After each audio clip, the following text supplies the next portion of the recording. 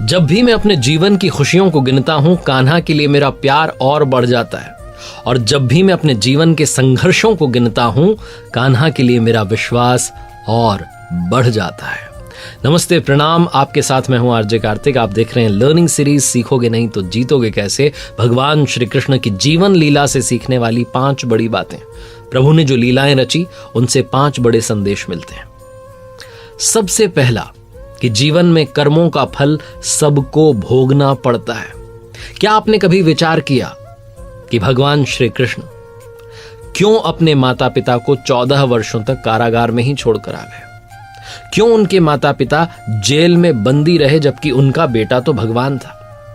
कंस को मारने के बाद में भगवान श्री कृष्ण जब कारागृह में गए और अपनी माता देवकी और पिता वासुदेव को वहां से छुड़ाया, तो माता देवकी ने प्रश्न किया कि बेटा, तुम तो भगवान हो, तुम्हारे पास में तो असीम शक्तियां हैं, फिर तुमने 14 साल तक कंस को मारने और हमें यहां से छुड़ाने की प्रतीक्षा क्यों की?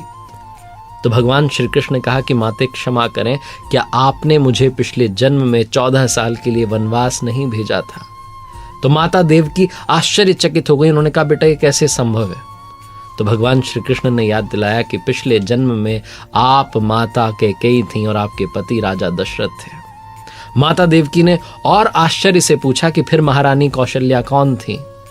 भगवान श्री कृष्ण ने कहा कि वही तो इस जन्म में मेरी माता यशोदा हैं। 14 साल तक जिनको पिछले जीवन में मां के प्यार से वंचित रहना पड़ा, वो प्यार उन्हें इस जन्म में मिला है।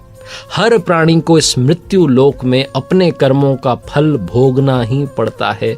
इस बात को याद रखिएगा। दूसरी बड़ी बात जो हमें समझ लेनी चाहिए कि प्रभु वो करते हैं जो हम नहीं कर सकते।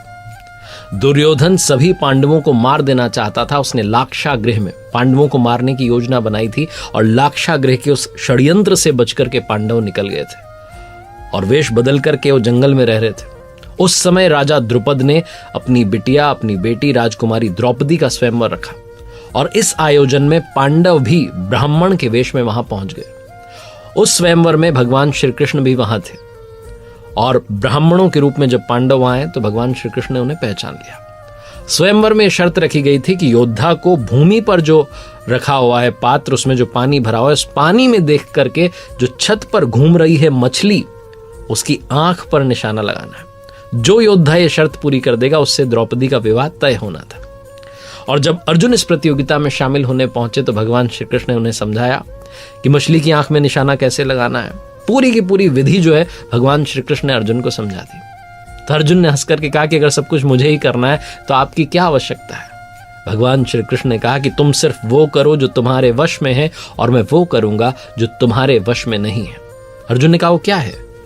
तो भगवान ने कहा कि मैं हिलते हुए पानी को स्थिर कर दूंगा ताकि तुम्हें निशाना लगाने में परेशानी ना हो। तुम सिर्फ बेहतर से बेहतर करने का प्रयास करना। अर्जुन ने वही किया और मछली की आंख में निशाना लगा दिया। हमें बेहतर से बेहतर प्रयास करने चाहिए और याद रखना चाहिए कि प्रभु वो करते हैं जो हम नहीं कर सकते। कुछ फैक्टर्स हमारे हाथ में नहीं है, उनको प्रभु के ऊपर छोड़ देना चाहिए। अगर आपकी भक्ति सच्ची है तो वो भी हो जाएगा जो आपको इम्पॉसिबल लगता है।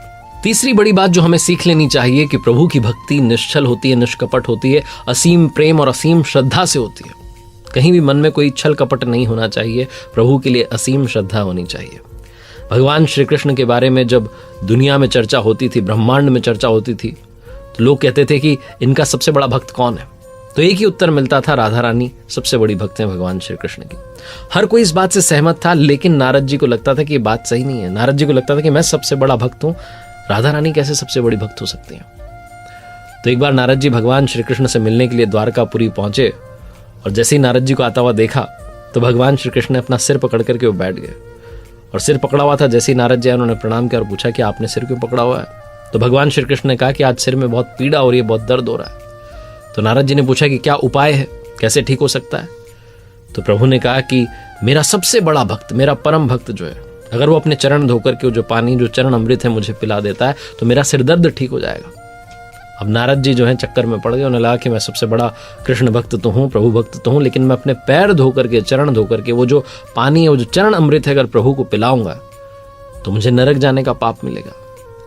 फिर उन्होंने सोचा कि राधा जी भी अपने आप को भगवान श्री कृष्ण का सबसे बड़ा भक्त मानती हैं, तो प्रभु से आगे लेकर के वो राधा रानी के महल में गए और उन्हें बताया कि प्रभु के सिर में पीड़ा हो रही है। राधा जी ने एक क्षण का विलंब नहीं किया, उन्होंने अपने चरण धोकर के जो अमृत था, जो पानी था, उसे एक कटोरी में ला करके दिया। नारद जी को कहा कि आप लेकर के जाइए। मुनिवर, मैं नहीं जानती कि मैं भगवान श्री कृष्ण की कितनी बड़ी भक्त हूं, लेकिन मैं अपने प्रभु को पीड़ा में नहीं देख सकती। राधा जी ने जब ये बात कही, जो सच्ची भक्ति के भाव उन्होंने सुने, तो नारद जी ने भी प्रणाम किया और कहा कि आप ही प्रभु की सबसे बड़ी भक्त हैं। और प्रभु श्री कृष्ण ने ये जो लीला रची है, ये सिर्फ और सिर्फ मुझे संदेश देने के लिए रची है कि जो भक्ति है वो संपूर्ण भाव, संपूर्ण श्रद्धा से होती है। चौथी बड़ी लर्निंग जो कि भगवान श्री कृष्ण के उस नाम से हमें मिलती है, जिसका नाम है रणछोड़ दास। कहते हैं कि भगवान श्री कृष्ण ने रण छोड़ दिया था एक बार, और ये लर्निंग मिलती है कि जीवन में कभी भी अनावश्यक अपनी ताकत का जो है लोगों के सामने दिखावा नहीं करना चाहिए। भगवान श्री कृष्ण चाहते तो सब कुछ कर सकते थे, लेकिन उन्होंने अनावश्यक अपनी ताकत का कभी भी प्रदर्शन नहीं किया। महाभारत में भी वो सारथी बने, योद्धा नहीं बने। अर्जुन से कहा कि तुम्हारा युद्ध है, तुम्हें ही लड़ना होगा। और एक बार तो उन्होंने रण छोड़ दिया था। भगवान श्री कृष्ण का जन्म हुआ था कंस का वध करने के लिए, और ये जो पृथ्वी लोक है इसको अत्याचारों से, कंस के अत्याचारों से मुक्त कराने के लिए। और जब वो किशोर अवस्था में थे, तभी उन्होंने वो गोकुल से मथुरा आया और दुष्ट कंस का वध कर दिया। कंस की मृत्यु से दुखी हुए उसके जो श्वशुर थे जरासंध, उन्होंने एक बड़ी सेना लेकर के आक्रमण कर दिया। और जरासंध जब आया तो उसके साथ में शिशुपाल और काल यवन जैसे और शक्तिशाली राजा थे, वो सब आ गए। और जैसे इन्हें मालूम चला भगवान श्री कृष्ण को और बड़े भैया बलराम को, तो इस युद्ध को टालने के लिए और जो निर्दोष नागरिक थे उनकी जान बचाने के लिए प्रभु ने अपनी लीला रची, और रातों रात जो वहां के नागरिक थे उनको एक नई नगरी समुद्र के किनारे द्वारिका बसा करके वहां जो है सीधा भेज दिया। अगले दिन जब जैसे ही भोर हुई और जैसे ही वो युद्ध प्रारंभ हुआ, तो जरासंध जो कि कंस का ससुर था वो आया, उसके साथ में बाकी के राजा आए, और इन दोनों भाइयों को मारने के लिए जब उन्होंने शस्त्र उठाए तो दोनों भाई रण छोड़ करके भागने लगे, और उनके पीछे जरासंध और काल यवन जो राजा थे भी भागने लगे। काल यवन जो था वो बड़ा निर्भीक था, बड़ा निडर था, क्योंकि उसे देवताओं का वरदान मिला हुआ था कि उसकी हत्या किसी अस्त्र से, शस्त्र से नहीं होगी। ऐसे में से लग रहा था कि उसे तो कोई मार ही नहीं पाएगा। तो भगवान श्री कृष्ण का पीछा करते करते एक गुफा में जा पहुंचा। उस गुफा में राजा मुचुकुंद जो है वो सोए हुए थे, जिन्हें इंद्रदेव ने वरदान दिया हुआ था कि जो भी इनको उठाएगा, अगर नींद में इनको जो है इनके व्यवधान डालेगा तो व्यवधान जैसे ही डालेगा, और जिसने भी इनको उठाया, नींद से जगाया बेवजह, उसको जैसे ही देखेंगे वो जल करके भस्म हो जाएगा। तो भगवान श्री कृष्ण ने वहां अपनी दूसरी लीला रची। जो मुचुकुंद सोए हुए थे उनके ऊपर भगवान श्री कृष्ण ने अपना पीताम्बर डाल दिया और खुद छुप करके बैठ गए।